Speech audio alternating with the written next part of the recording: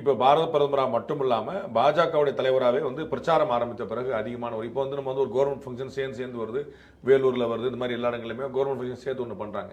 But வந்து பிரச்சாரத்துக்காக மட்டுமே இறங்கி வரப்போற அவங்க வந்து தே ஆர் வெரி டெஸ்பரேட் அப்படிங்கிற நம்ம பார்த்தோம்.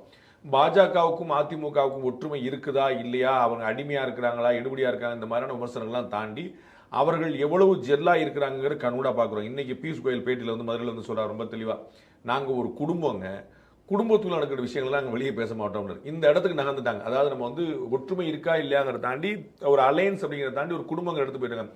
ஏன் 2025 இந்த அலையன்ஸ் வச்சாங்கிறதுக்கான அடையாளமா பார்க்குறோம். அப்போ பாரத பிரதமர் உள்ள வரும்போது திரு அமித்ஷா அவர்கள் வருகையை விட ஒரு கடுமையான எதிர்பார்ப்பு, பெரிய எதிர்பார்ப்பு. ஏன்னா அமித்ஷா அவர்கள் டைரக்டான பாலிடிக்ஸ் பேசுவார். இப்போ இவர் வந்து ஒரு டிப்ளமேட்டிக்கான பாலிடிக்ஸ் பேசுவார்.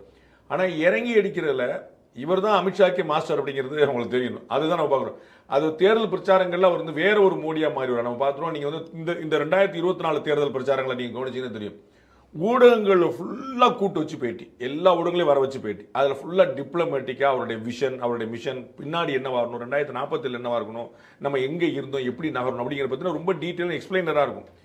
பொது வெளியில மேடையில பாத்தீங்கன்னா நீங்க முதல்ல சொன்ன அந்த டமால் டிமில் பட்டாசு தான், அதுதான் அந்த ஒரு வார்த்தை தான் சொல்லாம வச்சிருந்தேன். அது அந்த இடத்துல போய் நின்றுவாரு, கமால்னு போய் நின்றுவார். ஸோ இறங்கி அடிக்கிறதுனா இவர் அதிகமா இறங்கி அடிக்கப்பட்டவர், துரத்தி அடிக்கப்பட்டவர். அதனால அந்த உள்ள வந்து அந்த பதிலுக்கு கொடுக்கணுங்கிறது வந்து ரொம்ப தெளிவா இருக்கும், ஸ்ட்ராங்கா கொடுத்துருவாருன்னு பாக்குறோம்.